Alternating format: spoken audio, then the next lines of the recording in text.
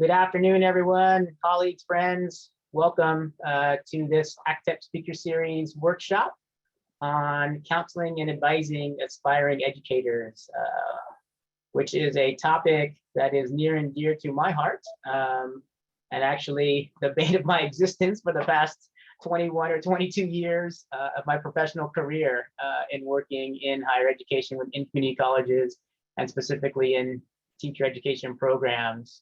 For those who I have not had the pleasure to meet yet, my name is Steve Batista. I am a counselor and program coordinator for the Center for Teacher Education at Santa Ana College, which is located in Orange County, Southern California. And also currently serving as the president of the Association of California Community College Teacher Education Programs, lovely known as ACTEP. So welcome, and I'm joined here thankfully and happily with my colleague and partner in crime, as I like to share, my colleague Amy Nelson from Cal State Fullerton. Amy, you want to say hello? Hi, everyone. Good afternoon. Thank you for inviting me to do this with you, Steve. It's always fun to present with you.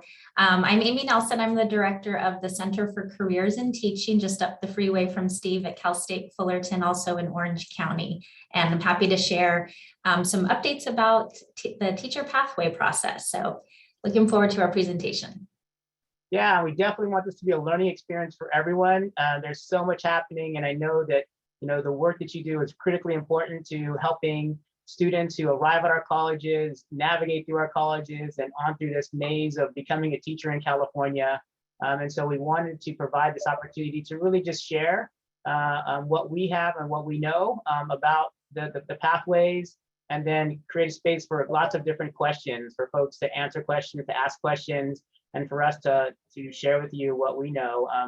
Both Amy and I are also really fortunate to serve on the AB 130 task force that was called together through the CSU Chancellor's Office. So we've been involved with that. And Amy is also super involved with this work specifically on her campus at Cal State Fullerton.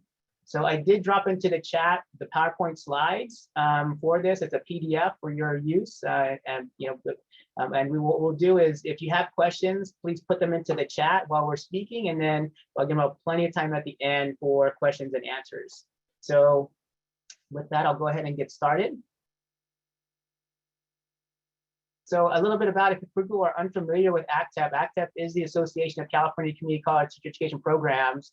So we are the statewide organization representing faculty, staff, coordinators for teacher prep programs, and we've been around for quite a while. And we are a statewide organization, a community of practice of folks who are doing this work from all different types of disciplines, from counseling to education to child development to all different places. And so we welcome your membership. We welcome your contributions to join us in the work that we're doing, and to learn more about our services and the support that we can provide. I provided the website there for you as well. So we've been around for, I want to say, at least 15 years and doing this work. And we have a lot of rich folks who have lots of history and background and professional expertise in this area. So we invite you to join us in the journey. So what I wanted to do first is kind of give context to some of this, and that for folks who work in this space a lot, like most of you probably, you read the news, you see the headlines, you get the emails of kind of what's happening in the state of California. And in my 22-year career, it's been this roller coaster of, teacher shortage, layoffs, teacher shortage, layoffs, those kinds of things. And it's been, really the way of how it's been for quite a while. And we're at that point now where we're just interesting convergence is happening, right? The pandemic was exacerbated the need for teachers. And then the conditions within education have really changed a lot with a lot of different political discourse and other kinds of things that are happening. But what remains is that there are certain areas of California within our state and certain disciplines within our state that have a teacher shortage. And these are just news clippings for kind of the reasons why we have this teacher shortage. We have, areas of rural areas that have high need. We have this new infusion of dollars and interest in universal transitional kindergarten, COVID, massive retirements, all those kinds of things are all kind of impacting the need for us to prepare and train more educators across the whole spectrum. And then the next slide really kind of takes it into a different realm where we're really seeing across our nation a lot of interesting, and alarming attacks on public education, including teachers. And so from what we teach to how it's being taught, to trying to censor books, trying to do a lot of things to really, I think, dismantle public education, that's really concerning and really putting a lot of different stressors on teachers who are already stressed out from working with students who have been through a pandemic and are coming through a pandemic. And it's just been a lot. And so it's really interesting, I think, to think of the context of how we prepare our students for this work, that we keep all of this into this in mind as we move forward and try to find the next group of individuals who are not only skilled, but also willing to do this really, really important work. The other big area of need is teacher diversity. And again, for those who are working in this space for a while now, this won't be surprising news to you or data to see, is that, really in California, and this is the most recent data that I can find from 17-18, really shows that there's still a disparity in gender and ethnic diversity in the state, in the teaching force, right? And so if we are looking to try to create a society, or we have a society that's very diverse, multi-ethnic, inclusive of a number of all different types of folks from all different types of backgrounds, we want our teaching force to definitely reflect that. And currently it does not. And it's actually, our teaching force does not at all reflect the students who come to and are working, who are in P through 12 right now as well. And that's the next slide also. So this is a slide that really kind of shows the disparity in terms of racial diversity of the diversity of the student body versus the lack of diversity in the teaching force as well. So I think we know this, and I think this is some of the big thing that we need to address as community college system and as the state. And the community colleges are really poised to do this work because our students are from diverse backgrounds, who come from communities and speak the languages of the students that are in K through 12 and in P through 12. So we are, I think, one of the key factors and stakeholders in trying to help our state diversify the teaching force. And the work that you do in teacher prep and advising students is critically important as well. The next slide here. So this issue of teacher diversity impacts many different things, and the teacher shortage impacts many different things. So the teacher shortage really hurts and ends our students who are the most marginalized, the most in need. So the second bullet really shows there the data that shows that, that when there's a teacher shortage, the schools that get hurt and get the teachers who are the less prepared or on emergency credentials are the students who are the schools that are serving the highest need students, high school teachers at schools with high poverty, high numbers of students of color, and then in high minority areas as well. And then lack of teacher diversity, ethnic diversity, and gender diversity hurts all students. If we're really trying to create an inclusive society that our educators are representative of the world that our students will experience outside of teaching, outside of school, we really need to have educators that represent the tapestry of folks in our state and in our communities. And then the final thing in terms of looking to, as we recruit students into this profession or thinking about our specific outreach to students, is we really need students who are just not really passionate about children or passionate about education and teaching, but are also willing to be agents of change. Because if we really believe that education and that's the tool that we can use to really create a society that reflects and is inclusive of and free of the racism and other ills that are in our society, if schools are the way to do that, then we need to have teachers who are willing to do this work and be agents of change. And the work that begins with us when they begin this pathway or get on this pathway and examining their themselves and looking at their own backgrounds, their own stereotypes, their own biases, and working through that so that they can become transformational educators, but really focused on things like cultural inclusivity, cultural responsiveness, anti-racist teaching, and just being educators who are really open to helping shape our future. It's unfortunate that we have so much division right now happening amongst adults, like as I see in my own community, amongst my adults who are my age, because we didn't have access to the information that helps us to become more culturally responsive and inclusive. And so we have a society now that's, trying to limit that in schools now. And we really want to try to, again, create teachers who are willing to do this work for our society. So let me change topics there a little bit and move into areas of high need. And if my folks who joined a little bit late, I will again stop and pull up and drop into the chat again the PowerPoint so you have access to it. So you have the slides as well. There. So the areas of high need in California, and again, it varies by region, obviously, because of how big of a state we are. But in terms of the subject areas, generally speaking, in education, these are the areas of high need. So Prop 58, gosh, I can't remember how many years ago. It feels like it was like 2 years ago, but it's probably like 10. When that was voted in, it really expanded dual immersion, bilingual education in the state of California, which has created a need for teachers who have skills and are able to work in various communities with specific dual languages. And right, so I'm in Santa Ana. I'm in a community that has a lot of Spanish-speaking students, as well as schools that are dual immersion in both Spanish and English. And so, but in other communities, you have dual immersion schools that have Mandarin Chinese, Vietnamese, other languages that are needed. And we need teachers who have those language skills to be able to work in those schools. And I think that's a big area. I hope I'm seeing in Orange County. I'm not sure how that's projecting across the state, but that's definitely a high need. So my students who have second language skills, always encouraging them to strengthen those skills so that when they get into the credential program, they can add the bilingual authorization so that they can be equipped to work in dual immersion schools.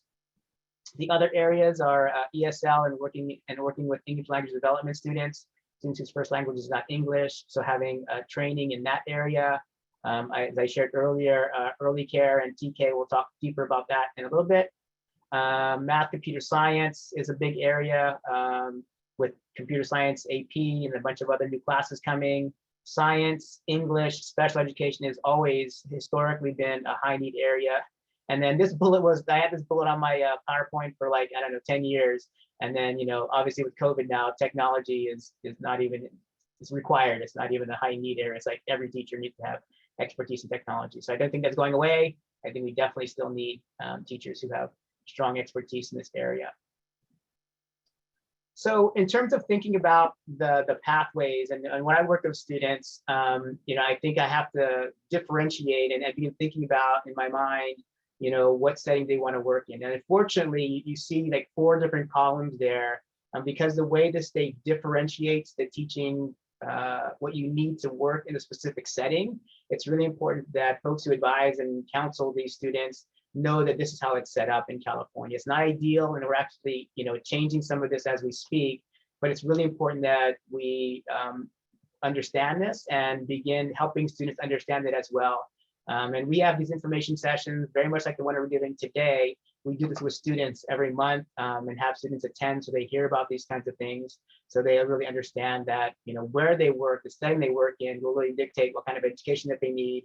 And then, what kind of credential that they'll need and what kind of, all those other kinds of things that are going to need it to work in those areas. And so, right now there's, they have the 4 distinct areas here. We have early childhood education.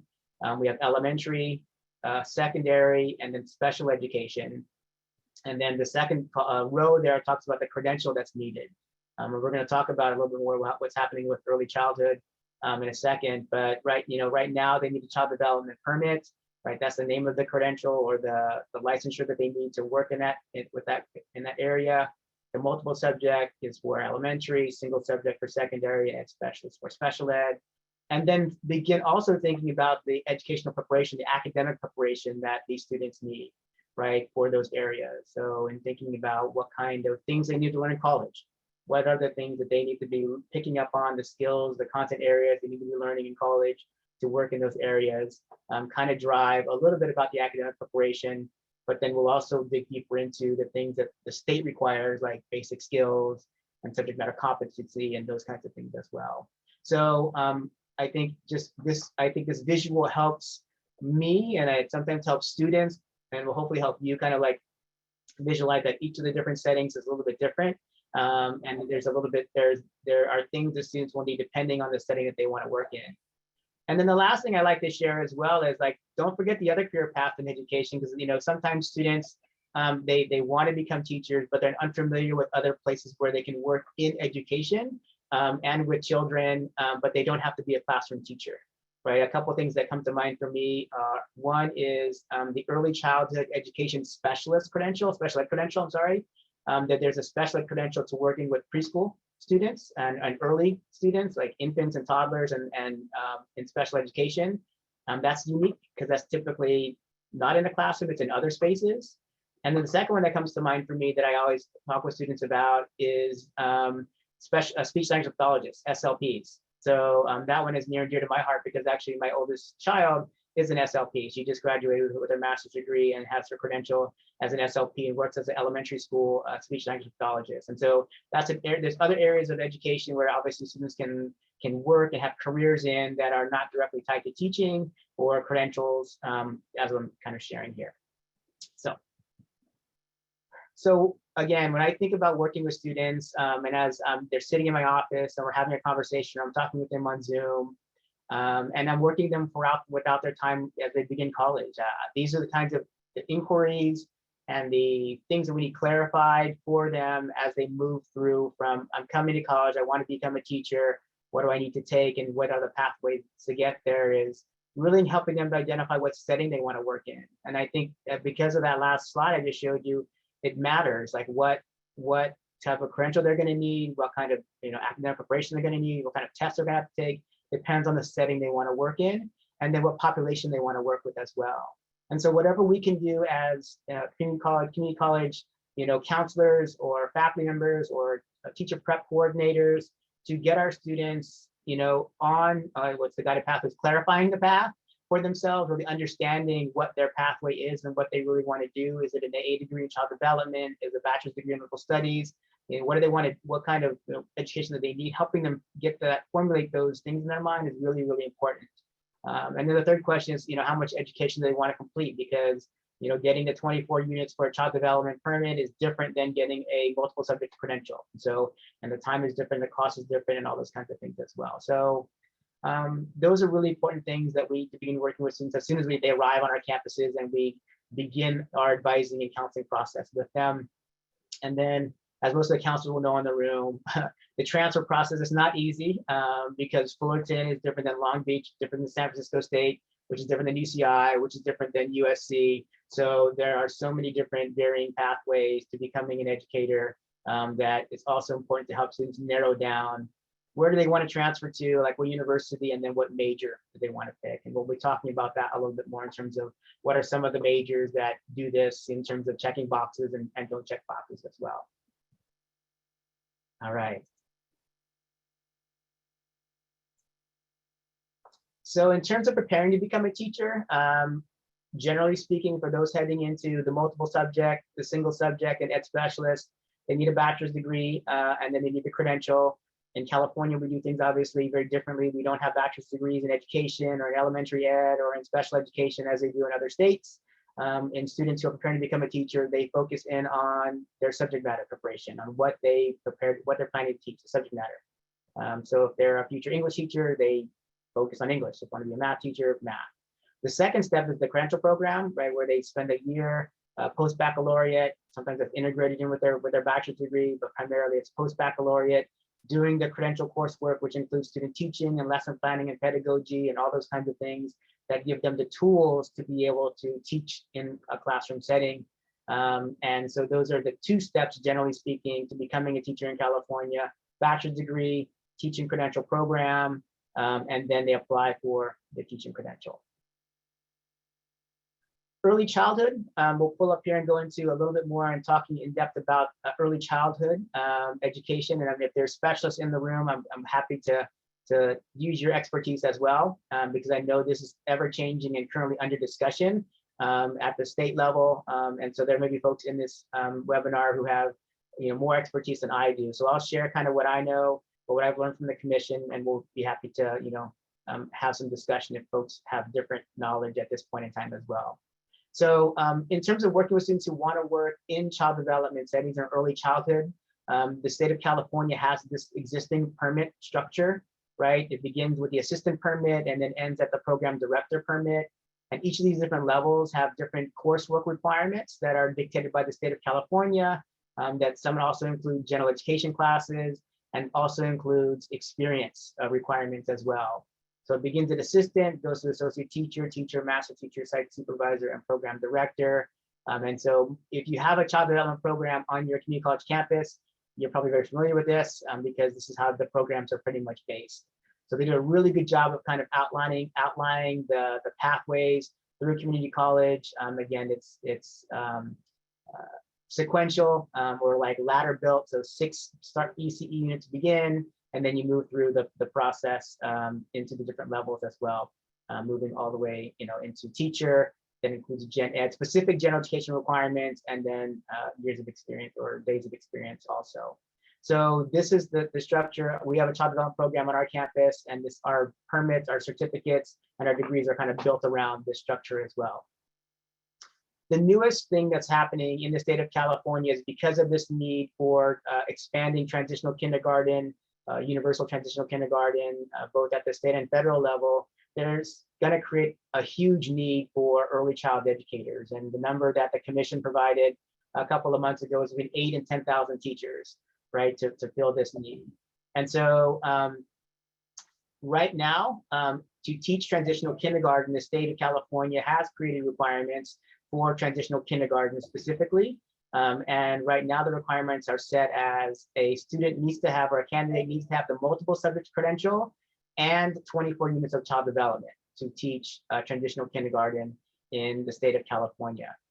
However, because that is such a limited pool amount of individuals, and given the fact that we've already created a whole bunch of early childhood educators in our state of California, we need to find a way to kind of bridge those two, the gap there, so that we have a full pool and robust pool of early childhood educators. So the CTC is looking at repurposing a existing credential called the Early Childhood Education Specialist credential to fit the needs of PK through 3 educators. And so they're looking at this new credential or revising an existing credential to fit a new niche of educators, PK through 3. And so the state of California is currently, they have a work group that is underway now at the state. There are some opportunities for input through, I think, some focus groups that they're having and some surveys that they put out through stakeholders to give input on what some of this credential may look like. And then I believe later on this year, they're supposed to come out with some recommendations to the commission on what this is going to look like. And so this will definitely change, teacher preparation, particularly if this is a PK through 3 credential, right? So the multiple subject credential right now is the only pathway to do that.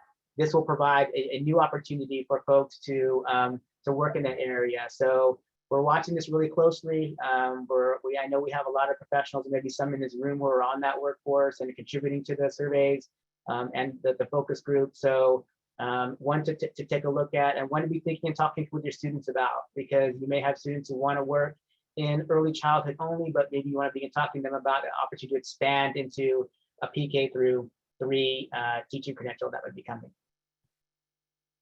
So I'll pull up there for a second to see if there's anybody in the room right now that wants to add to this, who maybe is more versed in this specific thing or have more updated information. Feel free to raise your hand or unmute.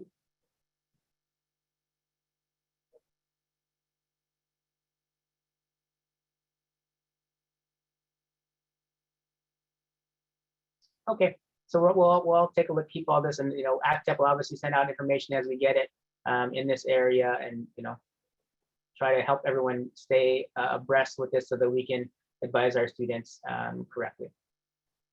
The other issue that comes up with advising for early care is that the state has created so many associate views for transfer for a few educators, So I know on my campus, we have a local A degree in child development.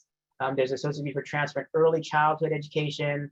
there's one for child development, and we have one for elementary teacher education. And so I think, you know, in terms of advising students and helping counsel them to the best program, I think what really, for me, what I need to look at is where these degrees map to at the CSUs. What are the similar majors, right? And if the similar major is one that lines up to what they wanted to apply for at the CSU, then that's something we may pursue. But otherwise, you know, these are great tools and great ways to advise students. But I think for me, looking at, because they're so prescriptive, trying to find and making sure it maps to the specific degree that they are going to transfer into at the specific CSU really is the one that for me helps differentiate whether or not this is going to be the best pathway for them or not. All right, I'm going to hand it over to my colleague, Amy. Thank you, Steve.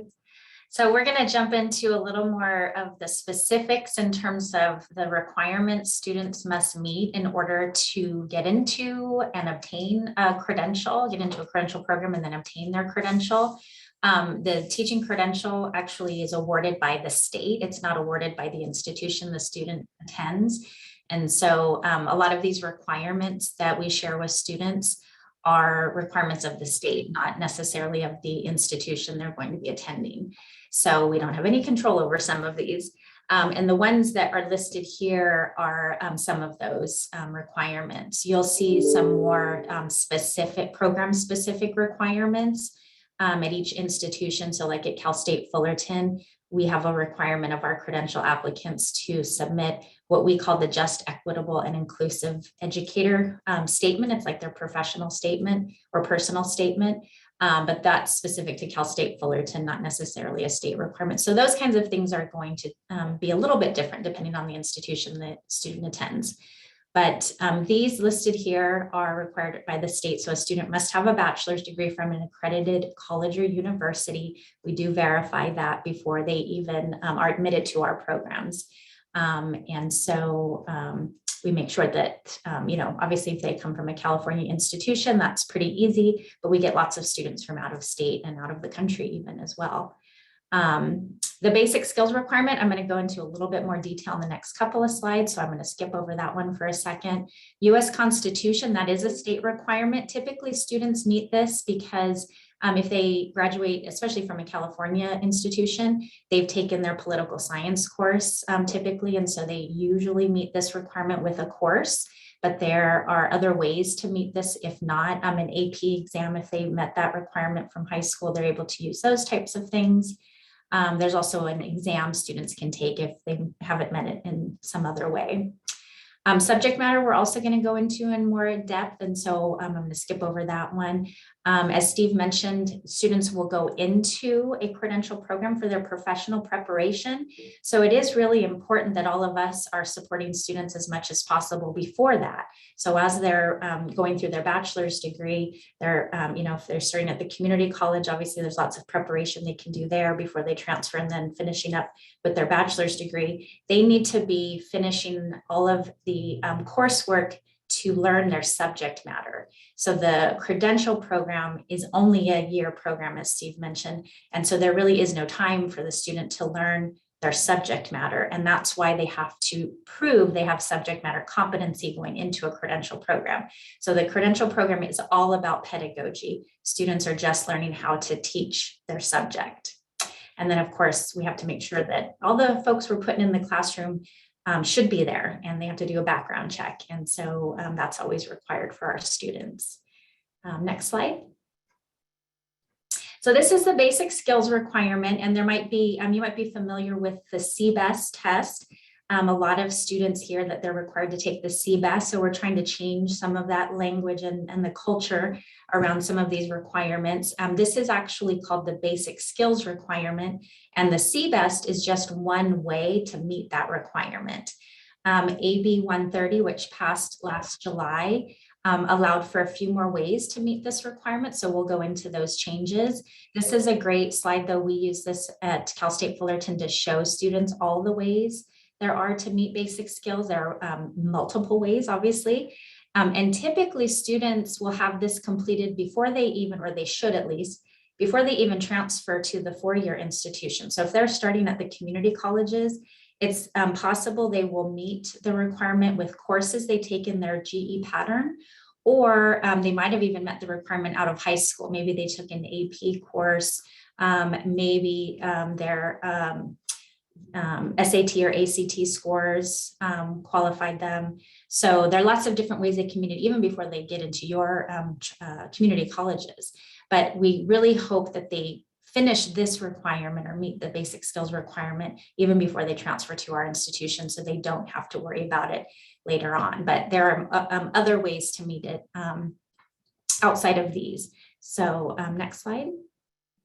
This is one of the new ways they can meet the requirement, which is great because most students will meet this requirement with the coursework. So now, as of July 2021, with the passing of AB 130, students can use college level coursework to meet the basic skills requirement. So these are all the specific stipulations they must meet. The most important thing here is they have to earn a B- or better. So as of now, this is actually what's written into legislation. So that we can't change at this point. So students must, whatever coursework they're going to be able to use to meet this requirement must be passed with a B- or better. We also are actually, their credit is eligible as well, even though credit is typically C or better. But if it's either has to be credit or B- or better. So they're very specific parameters around it. And so we verify it when students apply to our programs, but there are lots of courses they can take, not just from the GE pattern, but typically they can meet that with their written comm, their critical thinking, and their math requirements. And I believe that's on the next slide. So here's what and obviously the earlier advising students get, the better, because then they know going in, I need to earn at least a B- or better in my written comm, my critical thinking, and my math.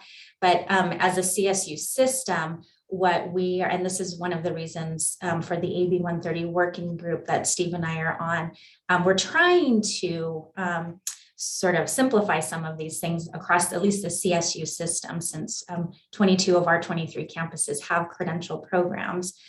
So we want to be as consistent as possible, but the CSUs are all allowing the GE pattern to work for students for the basic skills requirement. So whenever possible, let students know, just make sure you get those courses done with the B- or better, and they've met basic skills if they haven't met it any other way. And then of course the IGETC pattern will help as well. But if they don't, for some reason, maybe they don't take these courses, maybe they came from another institution out of state, or they didn't pass these courses with a B- or better, there are other classes they can take. There are specific language. We have a website with basic skills information on there that you're certainly welcome to use. The link there on that slide is to the CTC's website, the Commission on California Commission on Teacher Credentialing. They provide more information about the specific language they're looking for in a course. So that information either has to be in the course name or course description, and it can work. We just need other documentation to verify that for students, but it's really pretty easy to do. Steve and I have exchanged a few classes to help some students meet basic skills. And so, so these aren't the only classes that can work, but they're usually the ones that most students will be able to use to meet basic skills. Next slide. If all else fails, if they don't meet the basic skills requirement, they can certainly take the CBEST.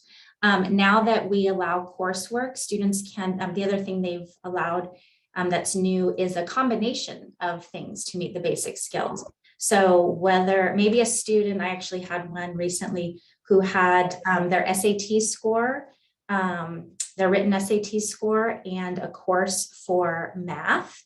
They were able to combine those to meet basic skills requirements.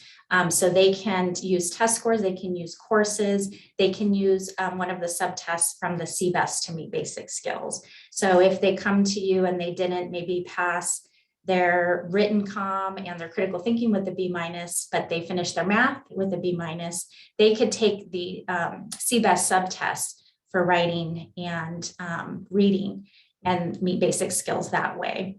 But the CBEST now is broken into the 3 subtests. And so if they need to meet one one or more of those areas, they can certainly do that now. It's all computer-based. There are aren't paper-based tests anymore for the CBEST, and it's $30 per section. And so, so this is, fortunately now it's kind of a last resort for students, which is good news. They don't have to necessarily take this test. Next slide.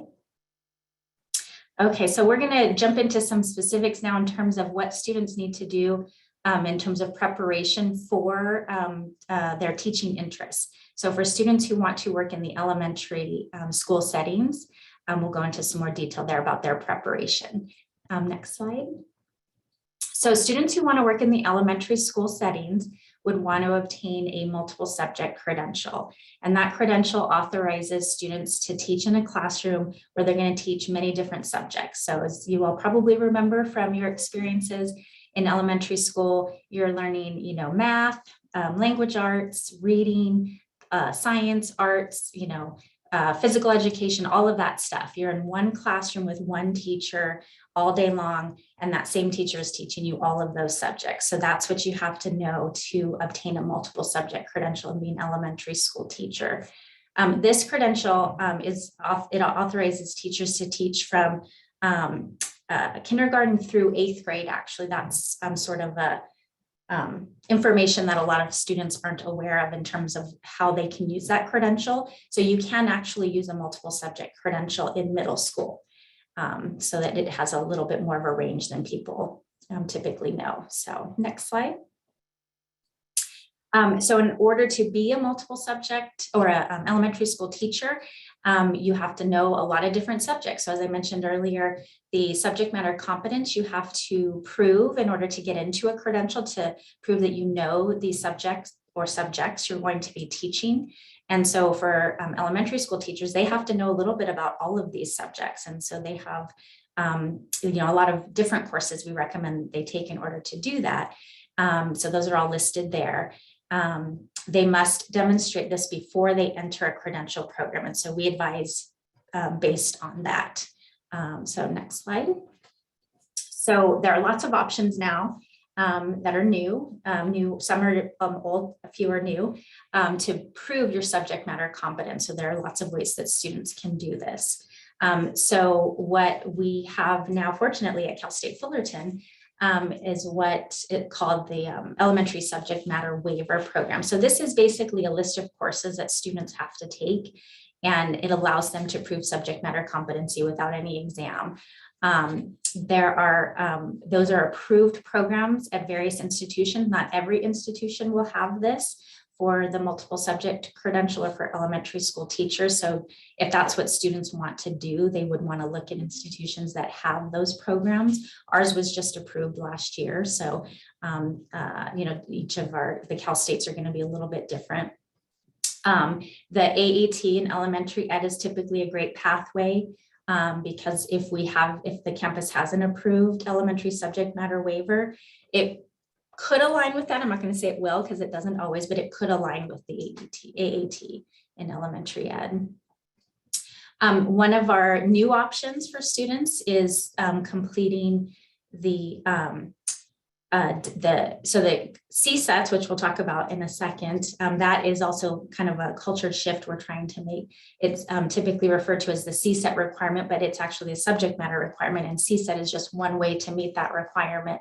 And so one of the new options is each of every institution that has a credential program is allowed to come up with basically a list of courses that they offer that students can use to meet each of the domains of the elementary subject matter requirements. And so at Cal State Fullerton, we're developing that now for the multiple subject program. So if students complete those courses, they essentially can meet subject matter that way. So that's an option. And each campus is handling that a little bit differently. So again, depending on where students want to transfer, they'll want to find out what that looks like at those campuses.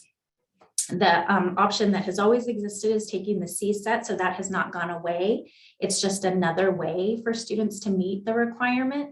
And so I think most students are looking for the options, you know, with either their major or coursework.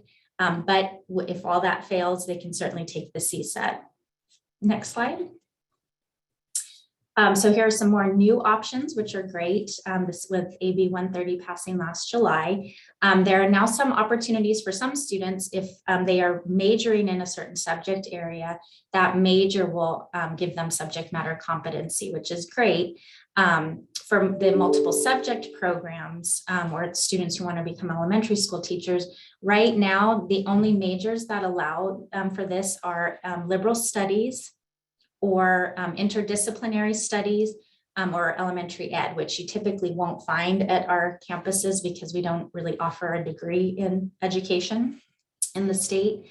So you're going to see typically liberal studies or maybe an interdisciplinary studies major. So here at Cal State Fullerton, we don't have an interdisciplinary studies major, but we do have liberal studies.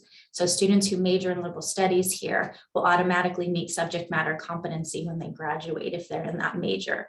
Our child and adolescent studies major, unfortunately, does not meet the requirement for this. So students have to follow one of the other options to meet subject matter. So again, depending on where the students want to transfer, they'll want to find out what options those campuses have for them to meet subject matter competency. For the single subject credentials, it's a little kind of easier because in order to have a major that meets subject matter competency, it basically has to be a one-to-one match. So if you want to get a math credential, if you major in math, you've met subject matter competency. So the single subject credentials, or students who want to get the single subject credential, we recommend that they major in the subject they want to teach, because that will typically get them the subject matter. So that one's a little bit easier in a sense. For those who want to work with kids with special needs and obtain the education specialist credential, we recommend that they follow the pathway based on the setting they want to work. So if they want to be a special ed teacher in an elementary school setting, they would mirror the same pathways that students who want to become elementary school teachers follow. And then same thing if they want to work in a secondary ed setting, they would follow that same pathway that a student who wants to get a single subject credential would follow. But they actually have sort of more options in the sense that they can also prepare as though they're going to work in an elementary school setting, but actually you get the education specialist credential and work in the secondary ed setting as well. So that one, that pathway is a little more flexible for those who want to get the education specialist credential. And then lastly, they can do a combination of taking coursework or taking the CSET exam. So again, just like the basic skills requirement, if they didn't meet enough of the coursework to meet one of the domains, but they have coursework to meet other domains for that subject area, they could take the CSET to meet the domains that they're missing and use that combination to prove they have subject matter competency. So these are now all options for students to meet these admission requirements for the credential programs. Next slide. So as I mentioned earlier, the AAT for elementary ed is a great way for students to prepare if they want to become elementary school teachers, because it aligns well with a lot of the majors transferring into the CSU system. And many of those majors now automatically give students the subject matter competency they need. But again, it just depends on the institutions they're transferring to. So obviously, your students and where they're transferring, the typical, CSUs. I know like our local community colleges, and we work very closely together on those kinds of things. And that communication is really important because we're all trying to make sure that we are incorporating lots of different requirements into our pathways. And that work can get very complicated. And so I think all of us working together has been great. But those AATs in elementary ed are really good preparation for our students who want to be elementary school teachers. Next slide. Okay, so we're going to jump into secondary ed. Do you want me to pause for a moment and see if there are any questions about the elementary teaching pathway and preparation? Sure. Yeah. Why don't we pull up for some questions? Lots to unpack there with subject matter. I know. Yeah. I don't see any in the chat. I have a question. Is that okay? Could I unmute myself or do I need to pull the chat? Yeah, go for it. Yeah, so did you just say, just to confirm, for students who want to work with students with um, special needs, we would just have to, or it's recommended they just follow like either elementary teacher education if they want to follow the multiple subject? If they want to get the multiple subject credential, would they follow that area, or how does that work? Just want to make sure that I understand that. Yeah, good question. I know the special ed credentials are a little harder to advise. So for students who want to work with kids with special needs and obtain those credentials, we recommend they follow the pathway that is the same as either multiple subject or single subject, depending on the setting they want to work with or work in. So if they want to work with younger kids and work in an elementary school setting, they should basically prepare as though they're going for the multiple subject credential, but in reality, they'll eventually get the education specialist credential. The really only difference are the prereq students will need to take. So at Fullerton, for example, we like students who want to get the ed specialist credentials, we recommend and work in an elementary school setting, we recommend that they major in either liberal studies or child and adolescent studies, because those are really good majors for that pathway. And then instead of taking the multiple subject prereqs, they would take the special ed prereqs. And then when they graduate, they go into the education specialist credentials. And so they obtain the credential, and then they would work with kids with special needs in an elementary school setting. And so it would look like just like that if a student wanted to do the same thing, but in secondary ed. So what we tell students, because secondary ed, you typically get a credential in the subject you want to teach. So for those who want to work in secondary ed, but with kids with special needs, it does help if you do, say you want to, say you have a passion for math. So you could major in math as though you're going to get a single subject in math, but then get the ed specialist credential, so that when you're working in a secondary ed setting, often what they will do is pull students out maybe of a classroom. And since you have that additional knowledge and subject matter competency in math in that subject area, you could sort of work with kids in that subject area who have special needs. So you have sort of an additional competency. But you technically could work in a secondary ed setting if you had a major in liberal studies. So the special ed credentials, or the ed specialist credentials, are a little more flexible, obviously because of the population you're going to be working with. So you don't have to have knowledge in a specific subject area to work in secondary ed settings as an education specialist. Does that make sense? Yes, it does. The only thing that I just want to double check on is, so I can see where they would do like either elementary, like they would follow the path for elementary teacher or the single subject, right? Like prepare themselves that way, and then go Right. to the ed specialist credential. Right. But would it be required for them also to get the actual multiple subject credential or the single subject credential, or that's not needed? Just go straight into the ed specialist credential. Good question. The additional credential is not needed. So they're just following the pathway to prepare for the credential, but they would go into an education specialist credential program, get that credential, and then they can start working. They do not have to have the multiple subject or single subject credential to do that. Perfect. That helps a lot. Thank you so much for clarifying. You're welcome. No problem. Good question. You can get multiple credentials. You can have a multiple subject credential and a special ed credential, or a special ed credential and a single subject credential. We do have students come back and do that because they want to be, they want their resume to be very diverse, right? And be more marketable. And so that's absolutely an option for students, but they can't do 2 credentials at the same time. They would want to start with one and then come back and do another. Hi, Christy, I see your hand. I think you're muted still. I don't hear you. I'm sorry. That's okay.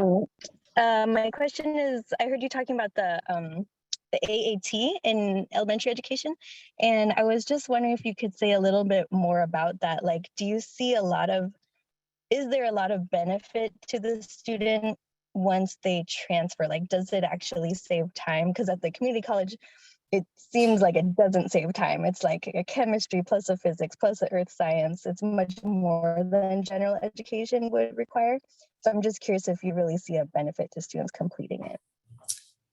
I will say there is a benefit if they are just doing the degree and are trying to meet subject matter in maybe one of these other new ways.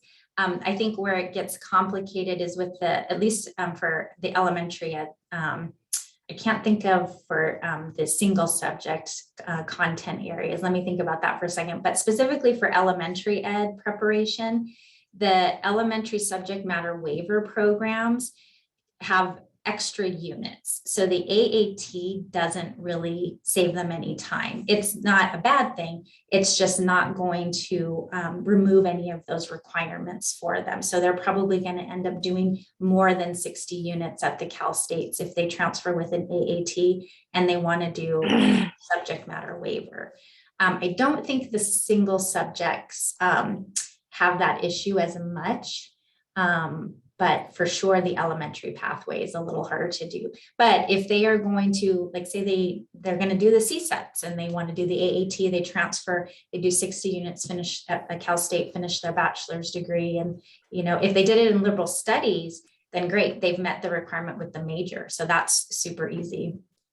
So it kind of depends on the major and the pathway they're following, or if they're okay with other options in terms of meeting subject matter, like taking the CSET, but the elementary subject matter waiver, because of the requirements attached to it that are really kind of out of our control, they're, all of those programs are, I mean, they go through the CTC for approval and they have to have, you know, certain courses they're looking for and things like that. So it's hard to have those programs with the same unit cap that the AATs, and then, you know, when you transfer and get your bachelor's degree, it's hard to do that in 120 units.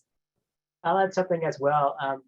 You know, that degree was built over 10 years ago, I think, and it was really constructed around a lot of integrated programs. So it was integrated around the very rigid elementary subject matter preparation programs and the integrated programs that needed every course to count for every specific, you know, GE area, very rigid, very specifically. So these new flexibilities of the AB 130 have really opened the door for us to actually take a look at the AAT. And so I'm currently the FDRG lead for the elementary ed teacher AA degree, and I'm hoping to bring the group together for an out-of-cycle review of the AAT and hopefully maybe revise the transfer model curriculum to include some of these new flexibilities, because you're right, when it requires the 3 sciences and so many different history courses and English courses that it's very difficult for our students to navigate and complete.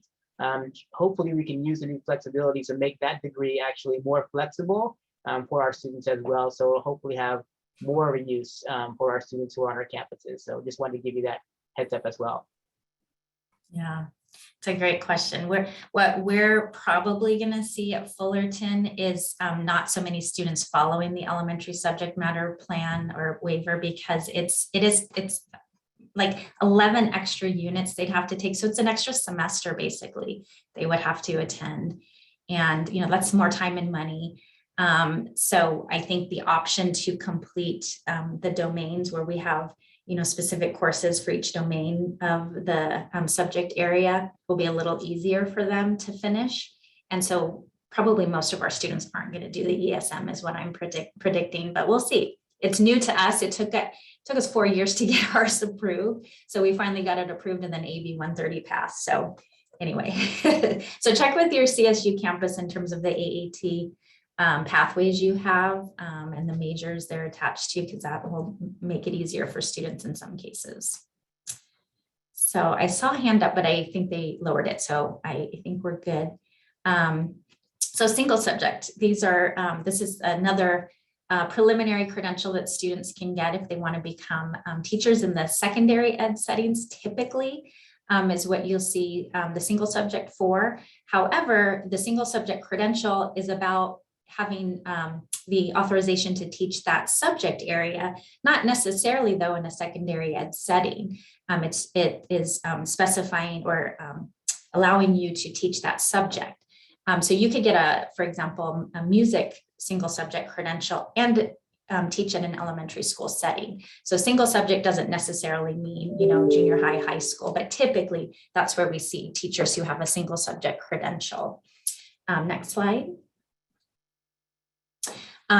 So with, as I mentioned, I think earlier, for students who want to work in the middle school or high school settings, we typically advise that they major in the subject they want to teach, because they're only going to be authorized to teach the subject that they for which they hold the credential. So if you have a student who wants to be a math high school teacher, we tell them major in math. If they want to teach music, major in music, and so on and so forth. That's really the best preparation, especially now with these changes to subject matter requirements. Because if they have a major in the subject they're going to teach, they will most likely meet subject matter requirements. So the list that you see there on that slide is a list of all the potential credentials you can obtain in the state of California. Not every Cal State or UC or private school that has a credential program has the credential in this subject, in each of these subject areas. So students will have to, check at the institutions they want to go to and see what programs they actually offer. There are some that are a little more limited, like the world languages, the English language development credential, I believe is only offered at 3 universities in the state, and where Cal State Fullerton is one of them. So some of them are a little more limiting, but these are all of the states, or excuse me, all of the credentials in the single subjects that students can obtain. Next slide. Special ed, there was something else I think I was going to mention about single subject, but I'll think of it hopefully again. Thank you, Steve. Yes, thank you. The theater and dance. I forgot to mention that at the bottom. Thank you.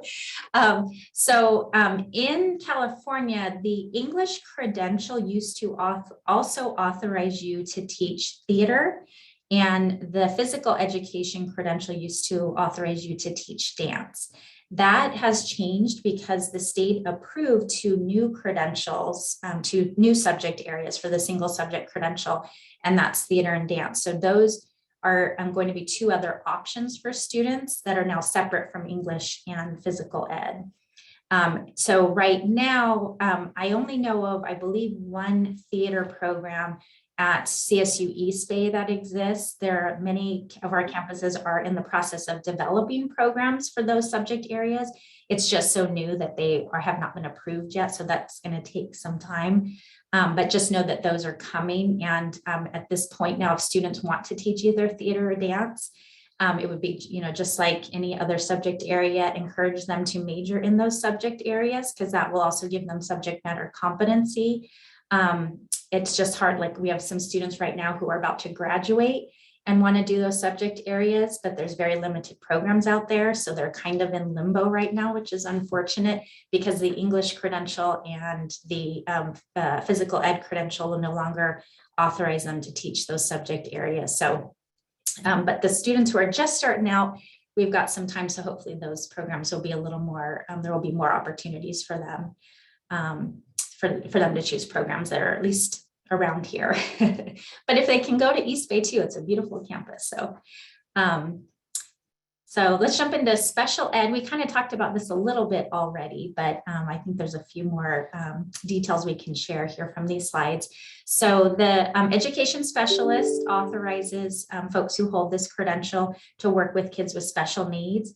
And then there are different sort of concentrations, if you will, of these credentials, depending on the types of supports you want to provide with kids with special needs. And so there are basically 5 options for that. And they are currently, the names are a little bit different than what's on the slide now, but they're going to change to these. So right now, mild, moderate is one option. Sorry about my ringer there. Mild, moderate, you would be working with kids with mild to moderate disabilities. Extensive supports is currently called moderate to severe disabilities, but that change is coming, so it will be known as extensive support needs. There's, of course, the early childhood special ed Steve mentioned earlier, working with kids from birth to preschool age, about 5 years old. And then, of course, visual impairments, and then deaf and hard of hearing. I believe the deaf and hard of hearing programs are fairly limited in the state as well. We don't have those at Cal State Fullerton, but again, as you know, students, if they come to you and they're interested in these areas, there's certainly opportunities out there. And the CTC website, if we have time, maybe at some point we can pull that up and show you how to find which campuses have these programs, because I think that's really important for students so that they can, you know, start doing their research early. That's the hardest part. There's so much to know about becoming a teacher and so many different options, but in some cases, you know, they're kind of limited because of the programs that are offered. So just knowing how to find that information and then being able to reach out to those campuses to learn more information as early as possible, I think is really good for students. Next slide. So for subject matter competency, I kind of went over this already, but just to kind of make sure I covered everything. For those who want to, students who want to work with kids with special needs, we basically recommend that they follow the pathway based on the setting they want to work. So if they want to work in an elementary ed setting, they should follow the same pathway that a student who is planning to get the multiple subject credential would follow. And so that they would either be able to follow an elementary subject matter waiver plan or complete, you know, an aligned academic major that works for the subject matter. They can take the multiple subject CSET or do a combination of coursework and CSETs. And then similarly, if they want to work in a middle school or high school setting, they ideally would choose a major and a subject area that they could potentially obtain a single subject credential. They don't need the single subject credential, but they're sort of nearing that pathway that a student who wants to get a single subject credential would. So picking one of those majors would give them subject matter. They can certainly do a CSET single subject. They can do an approved subject matter preparation plan, and then or a combination of coursework and CSET. So they have all those options in terms of subject matter competency. But like I said, if we often see students who, they come to Cal State Fullerton and maybe they've majored in child and adolescent studies and they, you know, wanted to do elementary ed, but then they maybe did an internship or something in a special ed setting and they just fell in love with it, they can still continue on that same pathway and ultimately get an education specialist credential and work in a high school. So there's lots of opportunities, which is great. But ideally, these are this is what we recommend students do in terms of preparation. So next slide. Oh, I think that was it for me. And I'm gonna hand it back over to Steve. Yeah, so that's, and I think, you know, in hearing all of that, I think it's really just hopefully understanding the different pathways and understanding the work setting, the credential that you need, and how that kind of aligns to the pathway that the student should be taking in terms of their academic preparation. You know, I show this slide to my students in my sessions because I want them to know that this is what it's going to look like for them in terms of navigating through community college, you know, with a minimum of 60 units, with a maximum of 70 units at Santa Ana College. They're receiving an A degree. If they choose to transfer on to the university, then to graduate from a CSU, it's a minimum of 120 degrees, so 120 units. So that leaves them 60 units left at the university to get the bachelor's degree. And then the pathway continues for a credential program, which is typically 2 semesters full-time during the day.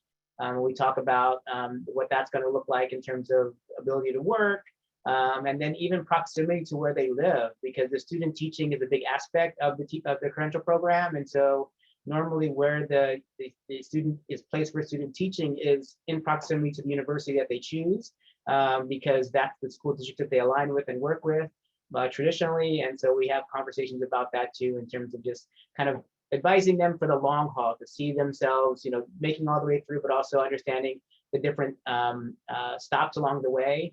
The other area where students, you know, often get confused is that they want to go to one specific CSU for their bachelor's degree program because it has a good credential program. And a lot of the students go, I want to go to Fullerton because they have a great teaching program. And I go, that's amazing. And I'm a 3-time Fullerton grad, and I will highly encourage that. But I also tell them they don't have to go to Fullerton for their bachelor's degree. They can go to a University CI for their bachelor's degree, UCLA for their bachelor's degree, USC for their bachelor's degree, and then come to Fullerton to the credential program or to another university to the credential program. And so I think that's also important to kind of help students unpack in the process and know that that's part of the journey when you're advising them through this pathway of becoming a teacher. And then the final few slides that we won't go spend too long. So we want to leave time for questions. I do provide students with information about salary, right? In terms of the local school districts and how they can access this funding and how they can access this money or the salary schedules. And so that they can kind of see for themselves if the schools that they want to work in, that's not all the same, and it's very different, and that there is a salary schedule that has a beginning salary and an ending salary. And we talk about how students can advance on the salary schedule as well. And then I go through some occupational earnings for our specific area, just sharing, with students in terms of some of the, the different career areas in education and the wages. So they're understanding that as well. But then obviously, we tell students that you're not going to get rich. There's no stock options. There's no, company card or company credit cards. But we're really going in this to really make a difference with the people. And then we wanted to share with you some resources and some websites that I share, and I know that Amy shares with her students as well. Jobs, there's so many jobs in K through 12 and in after school programs for our students who can get hired and make, $15, $18, $20 an hour while they're going to school, which is great experience and great opportunities for them to get, paid field work or to learn about the field while they are going to college. We talk about EdJoin, and we actually have workshops and stuff on how to use EdJoin to find these jobs. The commission's website, I know Amy mentioned that it's got a lot of resources on there. Maybe we can circle back to the spot where she said we could look for credential programs. So that could be a good resource for you as well. This is the testing website for folks who end up taking the CBEST or wanting to take the CSAT. There's also prep materials that they can download, practice tests, those kinds of things. This is our website at the Center for Careers and Center for Teacher Education at Santa Ana College.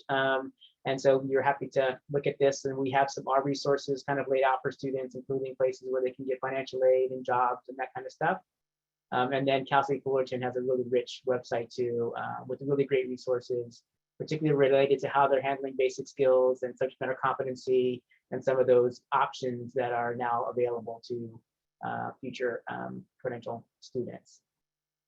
So I'll pull up there. Feel free to unmute yourself, raise your hand, put questions into the chat. I'll stop sharing here so we can kind of see the whole screen. Happy to entertain anything from throughout the day or questions that we didn't cover, or things you'd like to share in your experiences.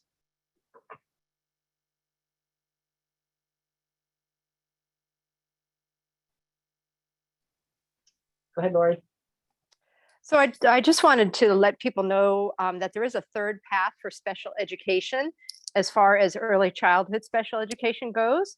So that path could possibly be a degree in child development, and then getting a BA in child development or child and adolescent, and then go ahead into the early childhood special education credential. So that's actually a third path that could be in there, because you wouldn't need the elementary degree in order to do early childhood special ed, because that's specifically for children 0 to age 5.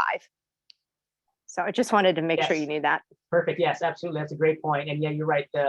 For that ECE, for the early education, special education credential, you don't need subject matter competence, right? So you can have a bachelor's degree in child development. So that's a great point. Thank you for addressing that. Yeah, and please know that, like, in these discussions that we're having in these AB 130 groups and that we're having across the state, this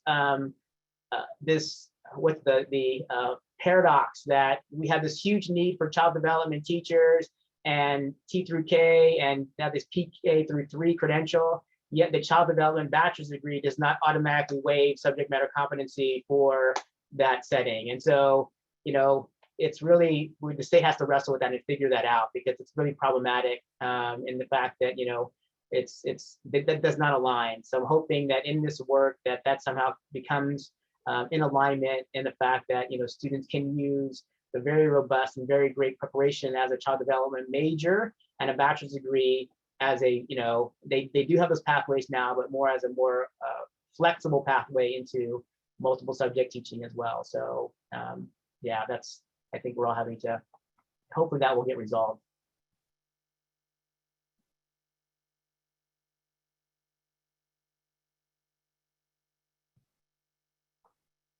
We either put them all to sleep, Amy, or we did a I know. really good job of explaining everything. So I'm not quite sure where we're at. Oh, thank That's you. a lot. Thank you, Rosemary. Go ahead. Hi, everyone. Hey, I don't know if you know the answer to this, and if not, maybe it's something we could start looking into. This TK3 designation that we're talking about, where are we with that? Maybe I don't know if you talked about it and I just missed it because I was multitasking here, but where do you know where we are with that? And if we aren't anywhere with that, like, where are we going? And are we looking at 2 separate elementary credentials? Are we looking at a designation on a multiple subject credential?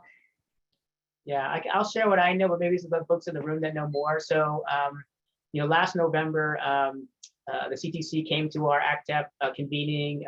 Phyllis Jacobson from the early childhood area for CTC and kind of described the process that they're at. So there's a work group that's currently in place right now with the California Commission on Teacher Credentials who are looking at this. They proposed some frameworks at I can't remember what meeting it was. It might have been the October meeting of the CTC.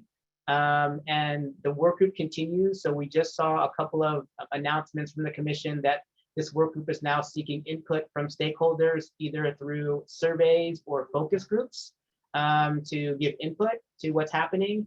And then I think I saw on the commission's meeting agenda that I think it's May or June, that they plan to provide the recommendations. But what Phyllis was saying was that this idea of a bachelor's degree and the multiple subject credential and the 24 units of early childhood as it exists with TK, is one pathway. And then they're trying to figure out the pathway that would someone who has the child development permits already and existing working in those areas, how then they would be able to access the that new credential. And so I think in my slide, that actually was a copy paste on her slide, was a bachelor's degree and the 24 units. So, but I don't know, that's kind of where they're going. I spoke with Joya Chavarria, who's on the ACTEP board. She's also on the ECU work group. I called her yesterday to see where we're at with that. And she's kind of was saying that's kind of still where they're at. And they're just getting recommendations from the field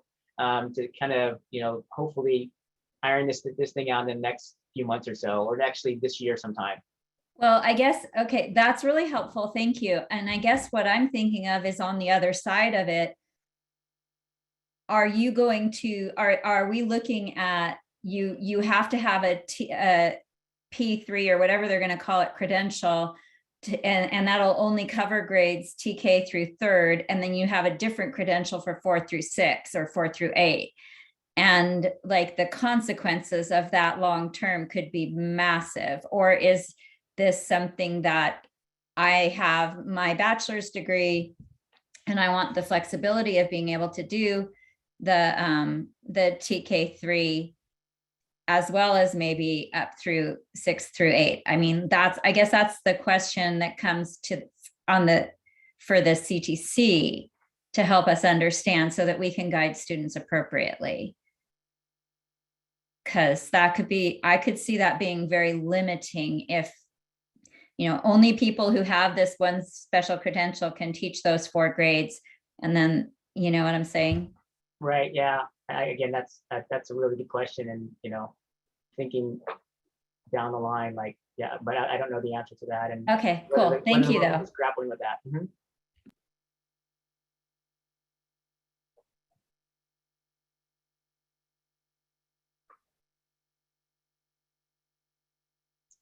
Other questions? Anyone want to see from the CTC's website where we can look for the credential programs? You want to do that, Amy, really quick? Yeah, thank you. I know their website, I would say, many of our institutions don't speak student, and the CTC website is one of those. It is so hard to find stuff on there. Go ahead, Nanette, while she's pulling it up. Oh, yeah. So my question is, I was trying to find the exact number of semester units, but I believe it's 25 semester units within a field. Let's say somebody got a bachelor's in science, but they want to teach mathematics. As far as I was aware, they would need 25 semester units in math in order to qualify to teach that subject, along with having the single subject teaching credential. Is that correct? Has that changed, or is that incorrect? And don't quote me on the 25 units. I was trying to find the exact amount. I have it somewhere. To my knowledge, there, at least as long as I've worked in education or the College of Ed at Fullerton, there hasn't been a unit requirement. There's the subject matter requirement. Of course, you have to have, you meet it in those, various ways we shared, but there isn't a unit value attached to that. So right now, if they, major in math, if they, pass the CSETs in math, if they have the combination of CSETs and math coursework, any of those ways can meet the requirement, and none of them have a unit value attached to them. Okay, thank you. I was thinking that it fell under like the highly qualified teacher requirements or something like that. No, okay. That might be old credential requirements, possibly. They're with no teacher left behind. There were some things attached to that, but yeah, not to my knowledge, at least not now for sure. You said no teacher left behind, which is correct. Or sorry. No child left behind. Sorry. Yeah, for sure, no teacher left behind too, right? That was part of it. Oh, the mind works in funny ways, right? So can you see the CTC website there? Okay. Yes. So the approved programs are listed here under at the tab up here under program sponsors. You'll have a little drop down tab, and then you just click on approved institutions and programs. And it's a little wonky to navigate once you get here, but there's two tabs you'll see up at the top here. You can toggle back and forth to. The educator preparation programs are basically all of the approved credential programs in the state. So any institution that has any approved program, you'll find here. And you can either, as you can see, scroll through and see every institution that has an approved credential program. But if you want to look for more specific programs, like if, say, for example, you're looking for, let's say a secondary, you want to unclick all, so they're not all checked there. Maybe you want to find out who has a math credential. Let's do secondary ed. So you'll click secondary teaching, you'll click apply, and then you'll want to go down under the subject areas, and let's go with mathematics, and you'll click apply. And then it will narrow down the list of all the institutions that have math credentials. So then you can scroll through this list, and then it will take you directly to that campus's website, which is super helpful. And then it narrows down things like, for example, I mentioned there were a few programs like, let me unclick math, our English language development programs. There are not as many in the state. So if a student wanted to obtain that credential, then you could see here which institutions have those programs. And then the subject matter preparation programs are the institutions that have approved subject matter plans in specific subjects. So students who want to specifically, which AB 130 kind of eliminated the need for some of these, depending on the subject area. So for example, we've been, talking about math, a single subject in math. If a student majors in math, they meet subject matter. They don't have to take a subject or complete a subject matter preparation plan. But typically, one of the ways we advise students, so they can, we're always looking sort of for ways for them to be able to avoid the CSETs, right? But if they are looking for maybe, let's talk about social sciences. That's one area I didn't hit on for the single subjects. In California, the credential that you have to get in order to be able to teach history or government, geography is grouped in there. Students get a credential in social sciences. They don't get a credential in history. And so all of those subjects are grouped together. And so there isn't typically a major that aligns with the social science credential. So they can't meet subject matter competency, typically with the majors. Like at Fullerton, we have history, we have political science. We don't have a social science major. So they might want to find an institution that offers a subject matter preparation plan for the social science credential because of that. So as in that example, you would want to go to social sciences, there it is, to see which institutions have an approved subject matter plan for the social science credential. And so you would see the institutions there specifically. So that's how you navigate this website, which I think is super helpful when you're trying to find programs for students. Thanks, Amy. Good stuff. You're welcome.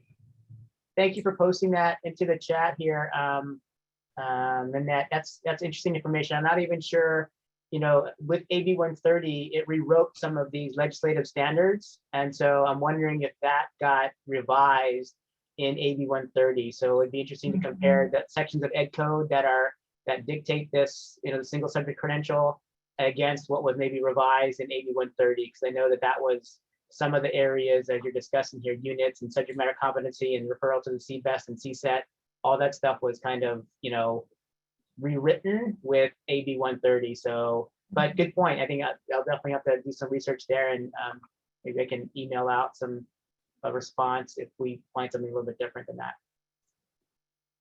Yeah, thanks for sharing that.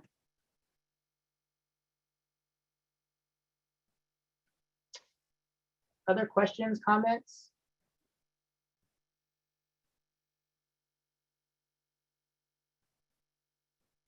Well, we really appreciate your participation and your attendance today. I'm hoping you all got a copy of the PowerPoint slides.